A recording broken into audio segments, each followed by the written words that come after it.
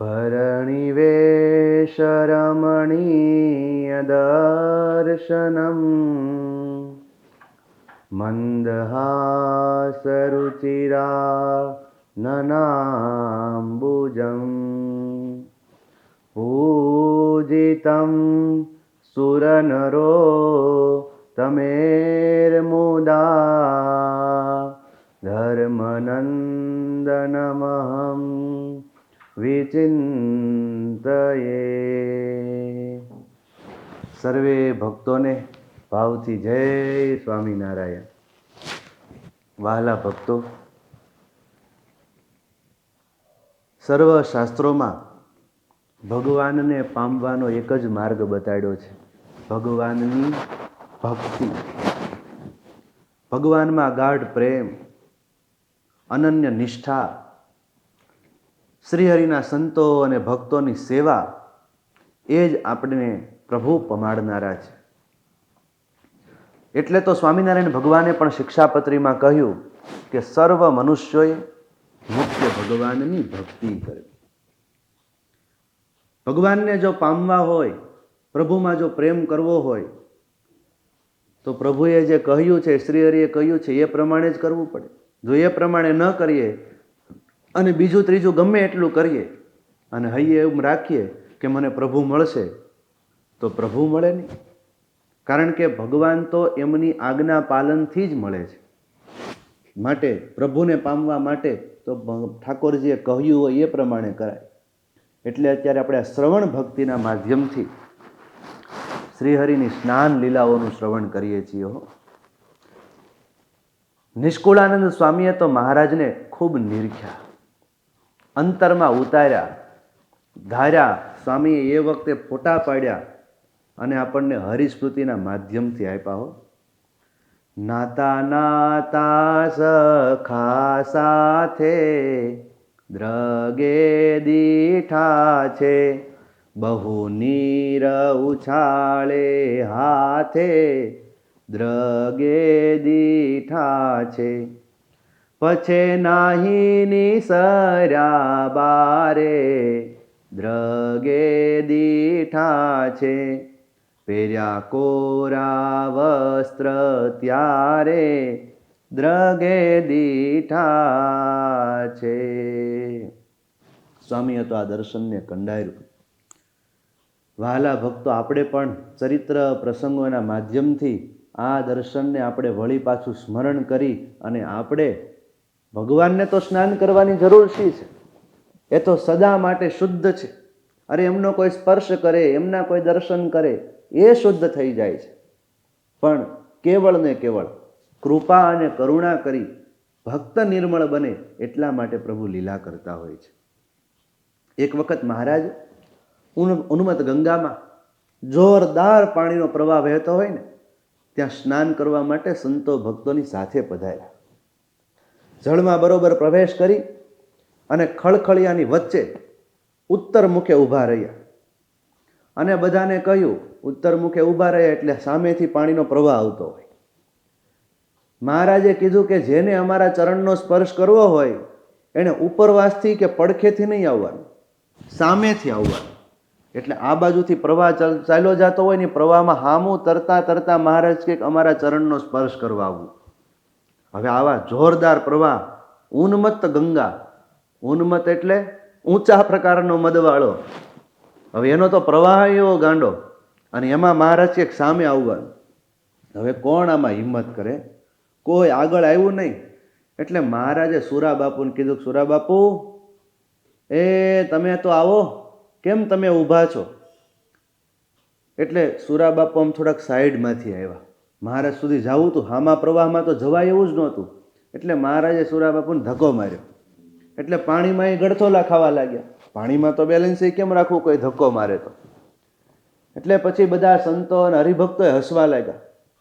એટલે સુરા ખાચર પછી આમ ગળથોલા ગળથોલા ખાતા, તરતા તો આવડતું એટલે વળી પાછા આગેથી બહાર નીકળ્યા. એટલે મહારાજે સુરા બાપુને કીધું, સુરા બાપુ કેમ થયું?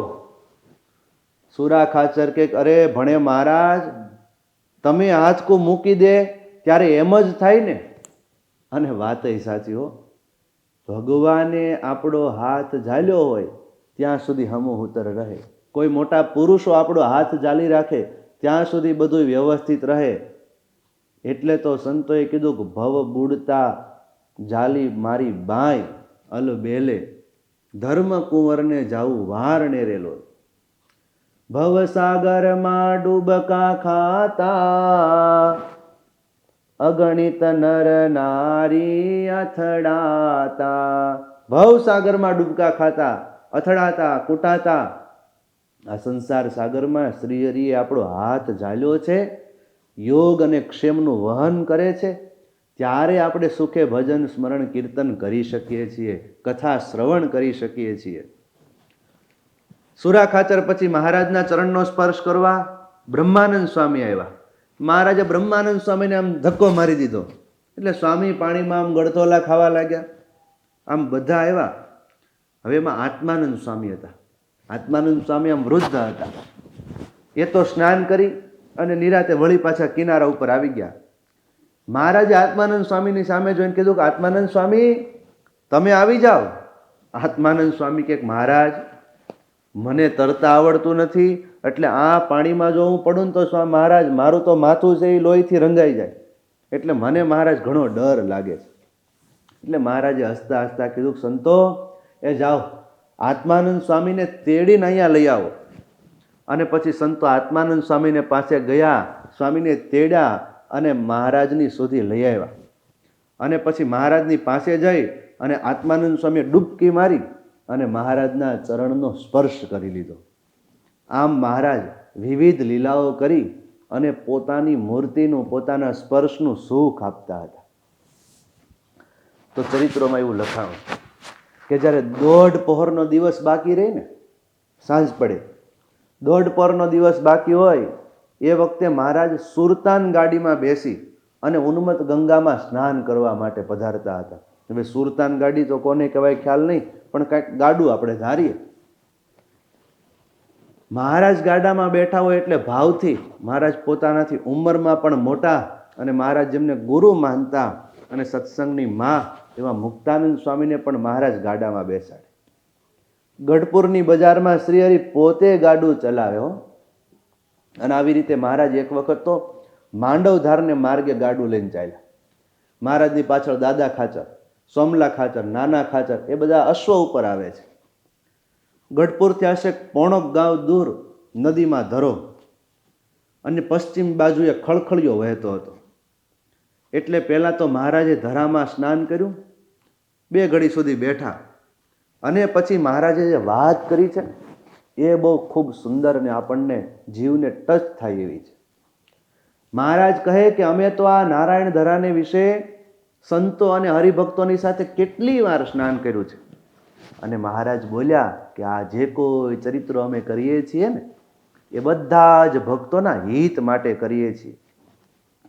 અને પછી મહારાજે કીધું કે અમારે વિશે જેને પ્રીતિ હોય એ જ હરિભક્ત સાચો, બાકી તો બધા મહારાજ કહે કે એમની રીતે વર્તનારા છે. શિક્ષાપત્રીમાં પણ મહારાજે કહ્યું વૈરાગ્યમ જ્ઞેયમ પ્રીતિ શ્રી કૃષ્ણેતર વસ્તુ શું. વૈરાગ્ય એટલે શું? બધું મૂકી દેવું ને છોડીને જંગલમાં ચાલ્યું જવું ને વ્રત ઉપવાસ કરવા લાગવા, એ માત્ર કોઈ વૈરાગ્ય નથી. વૈરાગ્યનું સ્વરૂપ શિક્ષાપત્રીમાં મહારાજ કહે છે કે ભગવાન સિવાયનું જે કંઈ પણ છે એને વિશે અપ્રીતિ, એને વિશે જરા પણ ભાવ ન હોય અને સંપૂર્ણ પ્રેમ મહારાજમાં હોય, મહારાજના સિદ્ધાંતોમાં હોય, મહારાજની આજ્ઞામાં હોય, મહારાજની ઉપાસનામાં ભાવ અને ભક્તિ અને પ્રેમ હોય, એ જ ખરો ભક્ત છે. અને મહારાજ કહે કે જો આ નારાયણ ધરાથી પશ્ચિમે ખળખળિયામાં અમે 5 વર્ષ સુધી સ્નાન કર્યું છે. અને ખીજડીએ આરે પણ મહારાજ કહે કે અમે 1881ના વર્ષથી અમે સ્નાન કરવાનો પ્રારંભ કર્યો છે. અને હવે મોટી વાત તો વાલા ભક્તો એ છે, મહારાજે એમ કીધું કે આ બધા જ સ્થળોએ જે સ્નાન કરશે એને યમપુરીનું દુઃખ નહીં રહે. સત્સંગના પ્રતાપનો પાર નથી, પણ આ સત્સંગનો પ્રતાપ જેને સમજાઈ જાય એનો બેડો પાર થઈ જાય. મહારાજે આવી વાત સ્નાન કરતા કરતા કરી છે. મહારાજનું સ્નાન એ કેવળ લીલા માત્ર નહોતું, પરંતુ જીવને પાવન કરનારું હતું. પછી મહારાજે કીધું કે જુઓ, આજે તમે બધા અહીંયા મારી ફરતે બેઠા છો ને, આજે તમારા જેવા કોઈ છે નહીં. અનંત ધામો એના મુક્તો પણ તમારી પ્રશંસા કરે છે. અને મહારાજ તો એમ બોલ્યા કે અમે નેત્ર મીચી અને જ્યારે આંખો બંધ કરી અને જ્યારે ધામ તરફ દ્રષ્ટિ કરીએ છીએ ને, ત્યારે તમે બધા પણ તેજોમય રૂપે ત્યાં વિચરતા અમને દેખાવ છો. આ સત્સંગ રૂપી ભાગવત ધર્મ શ્રેષ્ઠ છે કે જેમાં ભગવાનની પ્રસન્નતા ઈચ્છવામાં આવે. ભક્ત કોઈ પણ ક્રિયા કરે, હૈયત ભાવના તો એ જ હોય હો કે કેમ કરીને મારો પ્રભુ છે એ રાજી થાય, મારાથી મારા મહારાજનું મોઢું કેમ મલકે. અને આ મહારાજે 5 વર્ષ સુધી એ ઠેકાણે સ્નાન કર્યું. મહારાજે બધી વાત કરી, સ્નાન કરે, વસ્ત્રો પરિધાન કરી, મહારાજ પછી ગાડા ઉપર બેસે. પછી ભક્તો હોય એ બધા આવ્યા હોય, પુષ્પના હાર લાવ્યા હોય, તોરા લાવ્યા હોય, એ બધું ધરાવે. બ્રાહ્મણ ભક્તો હોય એ મહારાજને ભાલમાં કુમકુમનો ચાંદલો કરે.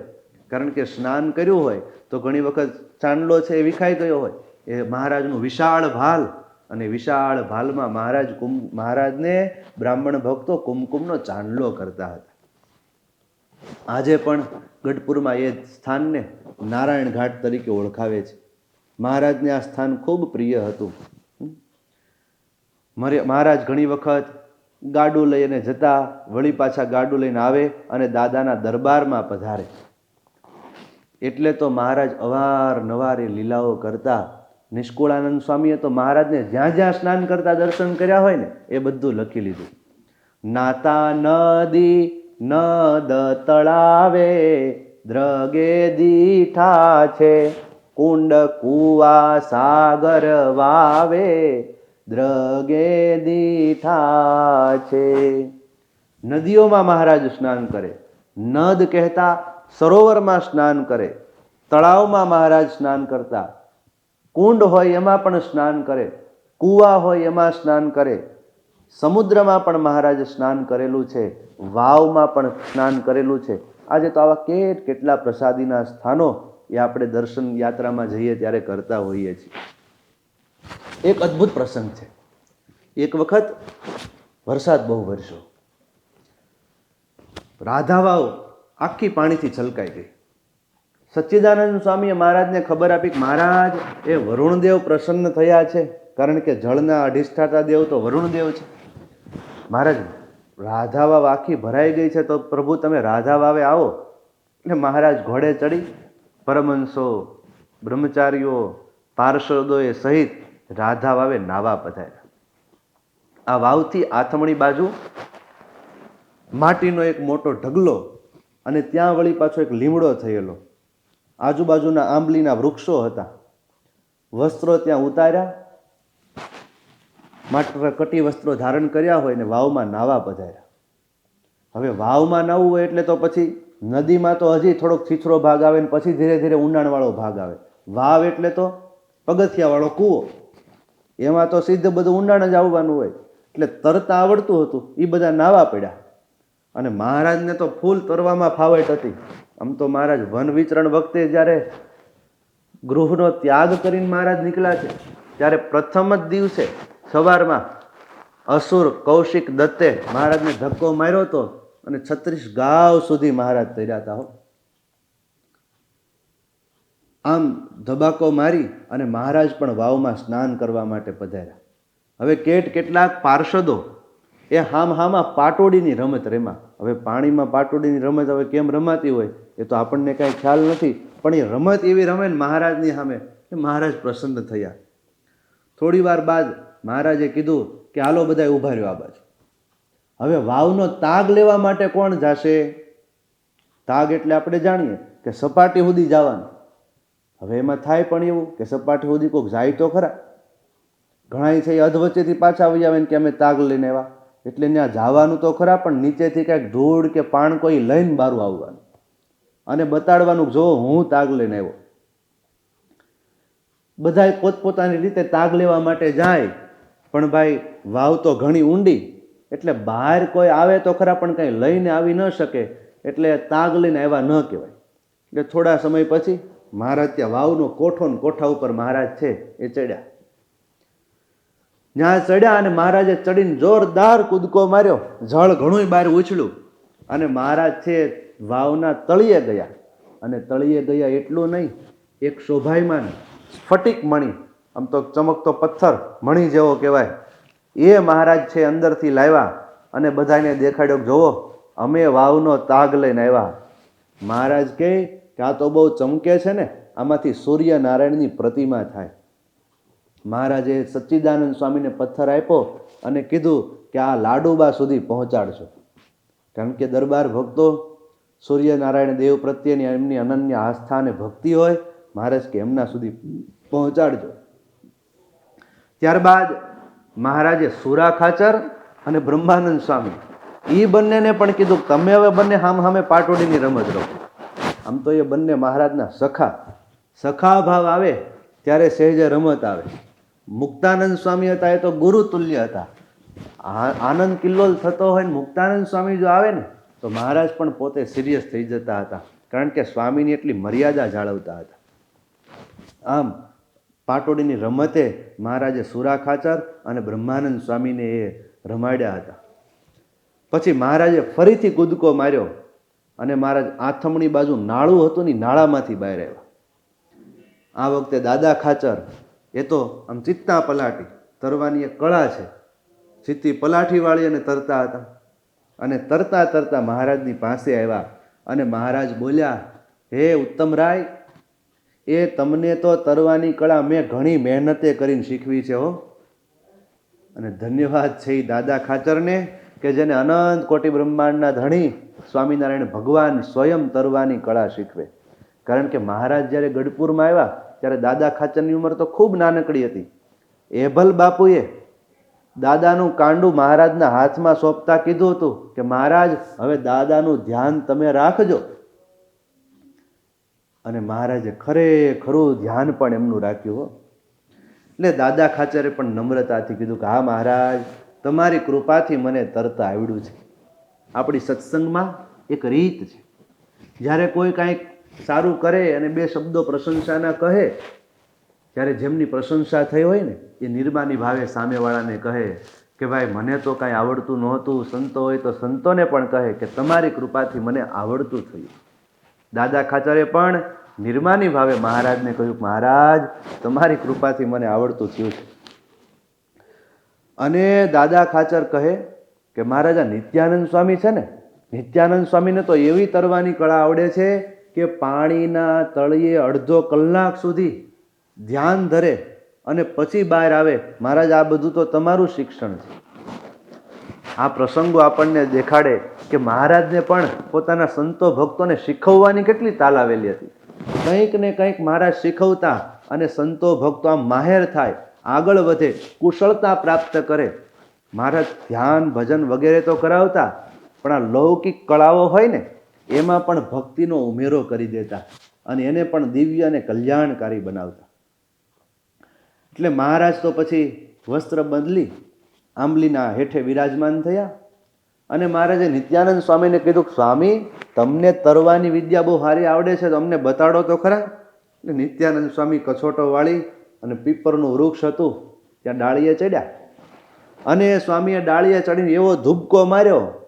મહારાજને બધા ત્યાં બેઠા હતા. નિત્યાનંદ સ્વામી અડધો કલાક સુધી એ વાવના તળિયે મહારાજનું ધ્યાન કર્યું અને પછી બહાર નીકળ્યા. મહારાજ રાજી થયા કે વાહ નિત્યાનંદ સ્વામી, ધન્યવાદ છે, તમે સારી કુશળતા અને કળા શીખ્યા છો. અને આ જોઈને મહારાજ પ્રસન્ન થયા. અને સ્વામિનારાયણ ભગવાન પ્રસન્ન થતા ત્યારે ખાલી વખાણ ન કરતા, કંઈક પોતાની અંગભૂત પ્રસાદી આપે. અને એ વખતે મહારાજની પાસે 2000 રૂપિયાની કિંમતનો ધોળી સાલનો જોટો હતો. એ જમાનામાં 2000 રૂપિયાની સાલ કોઈ બાબાજીએ આપેલો હતો. એ નિત્યાનંદ સ્વામીને મહારાજે રાજી થઈ અને આશીર્વાદ સહ ઓઢાડ્યો. અને એ વખતે સચ્ચિદાનંદ સ્વામી ત્યાં રાધા વાવ સ્વામી તો વાડી સંભાળતા. મહારાજ માટે બાજરાનો પોંક લાવ્યા, ધોયેલા તલ લાવ્યા. સ્નાન કર્યા પછી થાક્યા હોય, ભક્તિ અર્પણ કરે ને, હાકરનું બુરું લાવ્યા, બદામ લાવ્યા, ચીભડા લાવ્યા અને આદિ લાવી અને મહારાજની સમક્ષ છે એ ઢગલો કર્યો. મહારાજ થોડું થોડું જમ્યા અને બધાને પ્રસાદી આપી. મહારાજ જ્યારે જ્યારે જતા કેટલી વસ્તુ અંગીકાર કરે. ધાણી બાજરા તલ ખરા જમતા જોયા છે, પોંક બાજરા ઘઉંનો જમતા જોયા છે, ચણા ગોલદીનો ઊનો જમતા જોયા છે, ચણેચી ચીભડા ને ચોળા જમતા જોયા છે, પાકા ચીભડા રસાળું જમતા જોયા છે. મહારાજ ઘઉંનો પોગ છે એ જમેલા, બાજરીનો પોગ જમેલા, ચીભડા જમ્યા હોય, પાકા રસાળ ચીભડા પણ મહારાજ જમેલા. આ બધું યાદ કરવાનું કારણ શું? આપણે જ્યારે જ્યારે કંઈક આવું ઠાકોરજીને થાળમાં ધરાવ્યું હોય ને આપણે જ્યારે એ ગ્રહણ કરતા હોઈએ ને ત્યારે એવી ભાવના કરવી, એક દિવસ તો આ મારા પ્રભુ પણ આવું પાકું ચીભડું જમતા, એક દિવસ મારા પ્રભુએ આવી રીતે બાજરાનો પોગ જમતા, મારા પ્રભુ પણ ઘઉંનો પોગ જમતા. વાલા ભક્તો, એ મહારાજની સ્મૃતિ થાય. આ પ્રસંગો આપણે જે સાંભળીએ છીએ ને આમાંથી આપણને ખ્યાલ આવે કે મહારાજનો જે ઉદ્દેશ્ય હતો ને એ જીવંત કલ્યાણ કરવાનો હતો. સામેવાળી વ્યક્તિ આજુબાજુમાં જે હોય એને ગમે એવું કરી અને એના અંતરમાં પોતાની મૂર્તિ ચોંટાડી દેવા માટે પ્રભુ કોઈ પણ લીલાઓ કરતા હતા.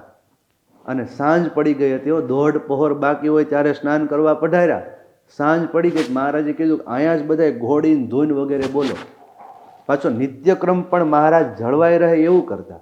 નહીતર તો ઘણી વખત શું થાય કે ક્યાંક પ્રોગ્રામ હોય એમાં ગયા હોય તો પછી આરતી ધૂન ચેષ્ટા બધું પડ્યું રહે, સાંજ પડી જાય ને વળી પાછા સૂઈ જાય. મહારાજ તો બધો આગ્રહ રાખતા કે જે કોઈ લીલા થાય એનો પણ બધાને લાભ મળે અને સાથે નિત્યક્રમ આરતી ધૂન ચેષ્ટા વગેરેનો પણ લાભ મળે. ત્યારે વાલા ભક્તો, આ મહારાજની સ્નાન ક્રિયા તો ખૂબ અલૌકિક હતી. એટલે તો પ્રેમાનંદ સ્વામીએ પણ નિયમ ચેષ્ટામાં વળી લીધી. મહારાજ જે સવારે સ્નાન કરતા હોય એને વળ્યું. પાછલી રાત્રિ રે 4 ઘડી રહે ત્યારે દાંતણ કરવા રે, ઉઠે હરિતે વારે નાહવા બેસે રે, નાથ પલાઠી વાળી કરલય કળશો રે, જળ ઢોળે વનમાળી, કોરે વસ્ત્રે રે કરી શરીરને લૂવે. મહારાજ સ્નાન કરતા ત્યારે પછી વસ્ત્ર હોય એ જે વસ્ત્ર પહેર્યું હોય, જે વસ્ત્ર પહેરીને સ્નાન કર્યું હોય એને નીચવી નાખે, પછી એનાથી જ મહારાજ એ શરીરને લૂછી નાખે. આમ મહારાજ છે આવી દિવ્ય લીલા કરતા હતા.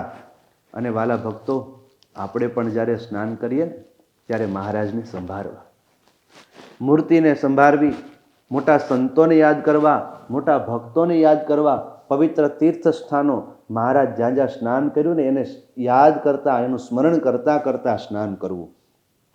એક વખત તો ગઢપુરનો પ્રસંગ છે ને કે ભક્તો સ્નાન કરવા માટે ગયા, પાછા આવ્યા. મહારાજ કે તમે કેમ નાયા? બસ મહારાજ અમે તો એમાં ગયા, નાયા, બહાર નીકળીને વળી પાછા કપડાં પહેરીને આવ્યા.